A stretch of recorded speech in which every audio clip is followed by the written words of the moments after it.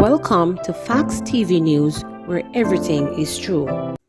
Jamaica News in Review. Beenie Man injures ankle in bike crash. Dancehall superstar Beenie Man reportedly injured his ankle when a taxi collided with a bike he had been riding in the corporate area on Monday. A close source to the Simsima DG says that he suffered injuries to his lower leg and was briefly hospitalized but has since been released. Beenie Man stopped to talk to somebody and a taximan came around the corner and collided with him, injuring his ankle, a source told reporters. The artist's girlfriend, Camille Lee, took to Instagram Live on Tuesday to reassure fans that the King of Dancehall escaped serious injury in the fender bender. The live feed also showed Beenie, alongside others, watching World Cup football. Beenie Man, given name Moses Davis, also reassured fans that he was well, but fans comment that his lower leg was bandaged in the clip. Sima, Beenie Man's upcoming album, is expected to be released this year. The album is complete, everything is finished and fans will get it this year, the DJ said during a recent radio interview. Labels are fighting for the album.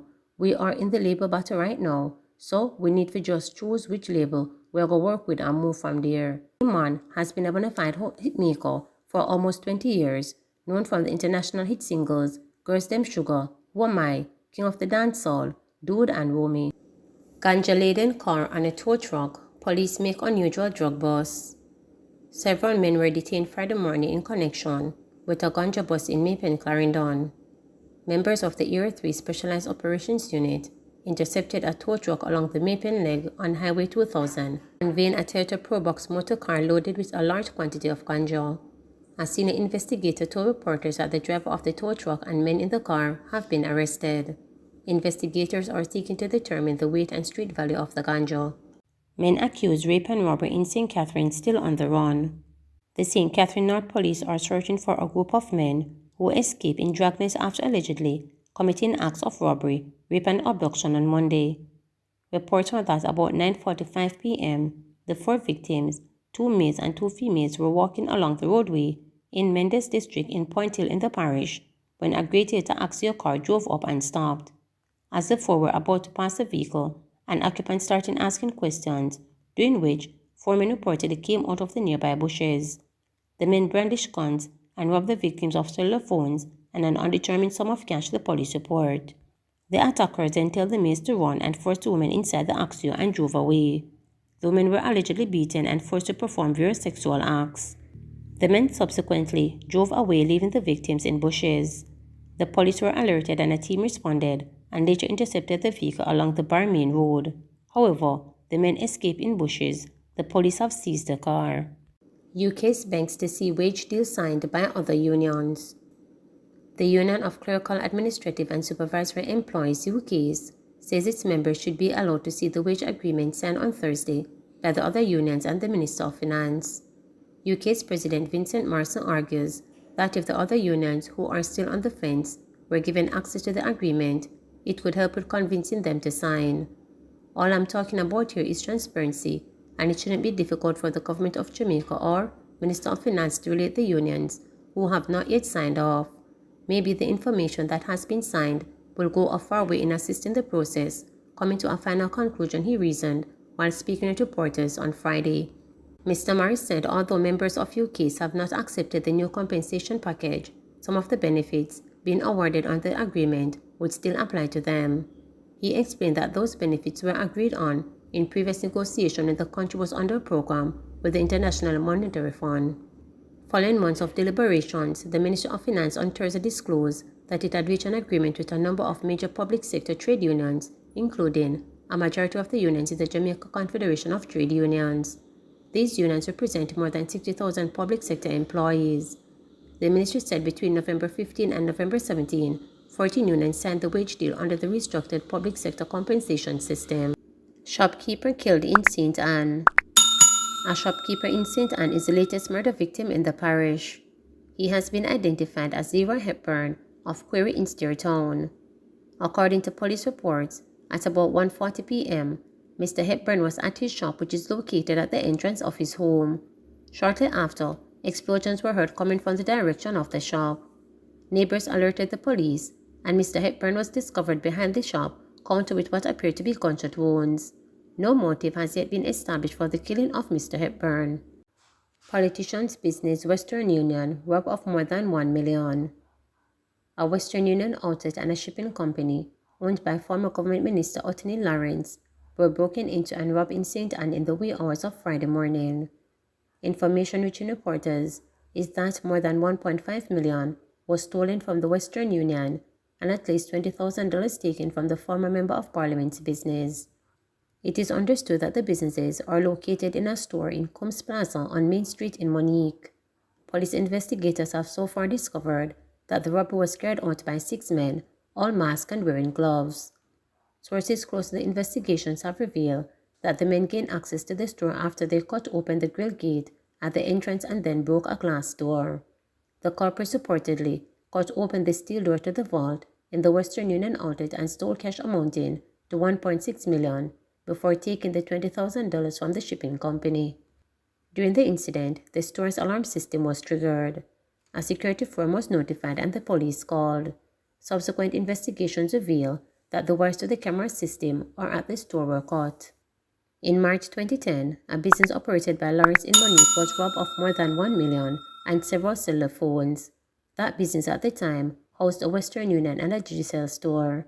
It was not ascertained if this was the same location that was broken into on Friday. Little London murder victim identified. Police have identified a man who was stabbed to death on Saturday morning in Moorland Hill, Little London in Westmoreland. The deceased uncle was arrested in connection to his death. He has been identified as 36-year-old Kish Evans, a welding technician of Station Road in the parish. Reports from the police are that Evans went to the suspect yard, who is his uncle, and talked to him.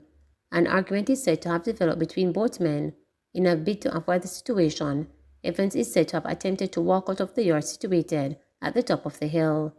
It is reported that upon walking out of the yard, the suspect attacked Evans from behind, pushing him down the hill. The now deceased sought refuge in a neighbor's yard. However, the uncle followed Evans into the neighbor's yard, where he allegedly attacked him again, stabbing him to the left side of the chest. Residents who witnessed what had happened allegedly tried to intervene. The police were summoned, and on their arrival, Evans was seen lying motionless on the ground with what appeared to be a stab wound to the left side of his chest. He was transported to the Savannah Lamar Public General Hospital, where he was pronounced dead. A search was subsequently conducted by the police at the home of the suspect, where he was found barricaded inside the house. One ratchet knife with what appeared to be blood was reportedly taken from his waistband. He was subsequently arrested.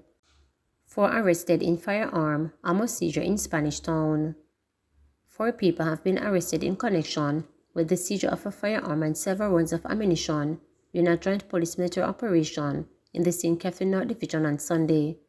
Reports from the Spanish Town Police are that between 4 a.m. and 5 a.m., a joint police military team conducted an operation in an area known as Gulf in Spanish Town, St. Catherine. During the search of a house, 1 Smith & Wesson 9mm pistol and 37 rounds of ammunition were found. The occupants of the house, 3 men and a woman, were arrested. Their identities are being withheld at this time. The St. Catherine North Police continue to encourage individuals to share information about illegal guns, wanted men, and gang activity by calling Crime Stop at 311, the JCF NIP tip line at 811, or the Police 119 number. JDF soldier among 3 held for abduction, robbery in Manchester. A member of the Jamaica Defence Forces among 3 men held by the police after an abduction and robbery in Manchester on Thursday night. The men were detained following swift action by the police after learning that a market vendor was taken away at gunpoint in Nevermind District, Christiana in the parish. It is reported that the vendor was abducted shortly after returning from the Coronation Market in downtown Kingston, where he had gone to sell produce. The vendor was robbed by his abductors of $50,000 cash and a Samsung Galaxy A20 cellular phone. Police said the robbers threatened to kill the vendor and were transporting him along the Christiana bypass when he wrestled them off and jumped from the moving vehicle. The victim ran to the Christiana police station and made a report. Swift investigations led the police to Abduction district in the parish, where the 3 alleged abductors were seen at a shop and accosted. The shop was searched and illegal ammunition, vegetable matter resembling ganja, and illegal cigarette were found and seized. The shop owner's car was searched, and an illegal firearm, believed to be the one used in the abduction and robbery, was found with several live rounds. All 3 suspects were taken into the police custody. St. Anne police upgrade crash to murder investigation. The St. Anne police are probing an incident that has been upgraded to a murder following a crash in Faith Bend in the parish early Saturday morning. The deceased has been identified as 47-year-old Dane Brown, a delivery truck driver in Severite Drive, Kingston 11. It is reported that around 5:30 a.m., the police were called to the scene of the crash, where they found Brown slumped over the steering wheel. He was cut from the truck with the assistance of the fire brigade. During the processing of the scene, which appeared to be a gunshot wound, was discovered to the right side of Brown's chest. He was reportedly transporting food items to the western end of the island when the crash occurred. According to investigators, observations made at the scene suggested he crashed into a utility pole after losing control of the vehicle. It's reported that following the crash, several items from the truck were also looted. Investigators have recovered some of the stolen items and are urging residents of the community to cooperate with them as they seek to bring closure to the matter.